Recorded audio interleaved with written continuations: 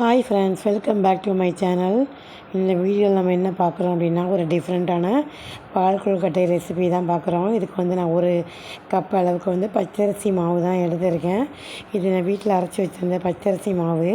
அதுக்கு தேவையான சால்ட்டு போட்டு நல்லா சூடான ஹீட்டான அந்த வெந்நீரை வந்து இது கூட கொஞ்சம் கொஞ்சமாக சேர்த்து நல்லா வந்து கிளறி நம்ம வந்து அந்த பால் கொழுக்கட்டை செய்கிற பதத்தில் வந்து இந்த மாவை நல்லா மிக்ஸ் பண்ணி வச்சுக்கணும். அதுக்கு வந்து நல்ல தண்ணி வந்து பார்த்திங்க அப்படின்னா நல்லா ஹீட்டாக இருக்கணும்.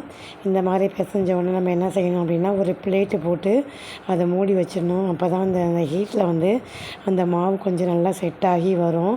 அதுக்கப்புறம் வந்து கை பொறுக்கிற அளவுக்கு நம்ம அந்த சூடு வந்தோடனே இந்த மாதிரி நல்லா பிசைஞ்சிட்டு நமக்கு தேவையான அளவுக்கு என்ன செய்யணும், சின்ன சின்ன பால்ஸாக உருட்டி இந்த மாதிரி வச்சுக்கலாம். என்ன ஷேப்பில் வேணாலும் நம்ம உருட்டி வச்சுக்கலாம். அதை வச்சோடனே என்ன செய்யணும், ஒரு கடாயில் வந்து ஒரு பாத்திரத்தில் வந்து கம்மியான அளவுக்கு தண்ணி வச்சு நல்லா வந்து தண்ணி கொதி வந்தோடனே நம்ம செஞ்சு வச்சுருக்கிற இந்த உருண்டையை வந்து எல்லாத்தையுமே கொஞ்சம் கொஞ்சமாக இந்த தண்ணி கூட நம்ம ஆட் பண்ணிக்கணும். இது வந்து வேக ஆரம்பித்ததும் அப்படியே கொஞ்சம் கொஞ்சமாக இந்த பால்ஸ் எல்லாம் மேலே வரும். இந்த மாதிரி வருது பாருங்கள். இது வெந்ததுக்கப்புறம் என்ன செய்யணும், ஒரு மூடி போட்டு மூடி வச்சிடலாம்.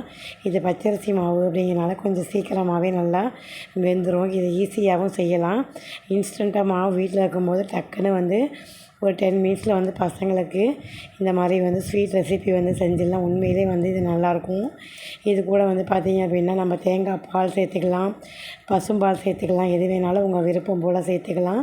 இந்த ஸ்டேஜில் வந்து பார்த்திங்க அப்படின்னா இந்த உருண்டை வந்து நல்லா வெந்து இந்த மாதிரி வந்துடும். நான் வந்து வெள்ளைப்பாகு சேர்த்துருக்கேன். வெள்ளத்தில் வந்து மண் தூசி அந்த மாதிரி இருக்கிறனால இதை பாகு மாதிரி காய்ச்சி இதை வடிகட்டி வச்சுட்டு நமக்கு தேவையான அந்த இனிப்புக்காக இதில் வந்து நம்ம இது கூட சேர்த்துக்கலாம்.